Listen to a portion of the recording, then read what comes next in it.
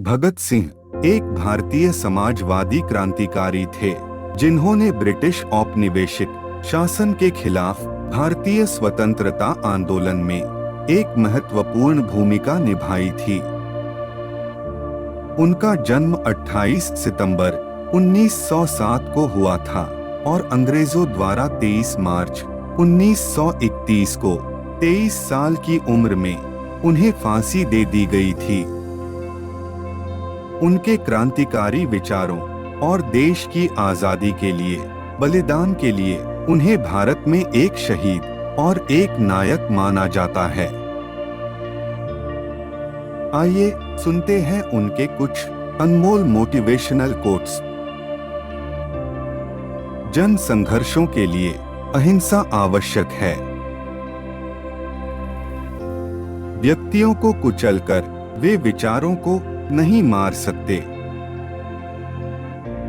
प्रेमी, पागल और कवि एक ही चीज से बने होते हैं। अगर बेहरों को आवाज सुननी है तो बहुत तेज आवाज करनी होगी। महान आवश्यकता के समय हिंसा अनिवार्य है। मैं एक आदमी हूँ और जो कुछ मानव जाति को प्रभावित करता है वह मुझसे संबंधित है। मैं उस सर्वशक्तिमान ईश्वर के अस्तित्व को ही नकारता हूँ। जिंदगी तो अपनी होती है, मजदूरी में ही दूसरों का सहारा चाहिए।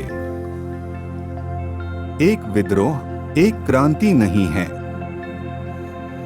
यह अंततः उस अंत तक ले जा सकता है। राजा के खिलाफ विद्रोह हर धर्म के अनुसार हमेशा पाप होता है।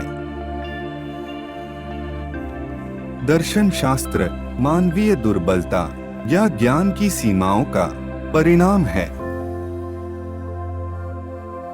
निर्मम आलोचना और स्वतंत्र सोच क्रांतिकारी सोच के दो लक्षण हैं। प्रेम मनुष्य के चरित्र को सदैव ऊंचा उठाता है। यह उसे कभी नीचे नहीं गिराता, बशर्ते प्यार ही प्यार हो।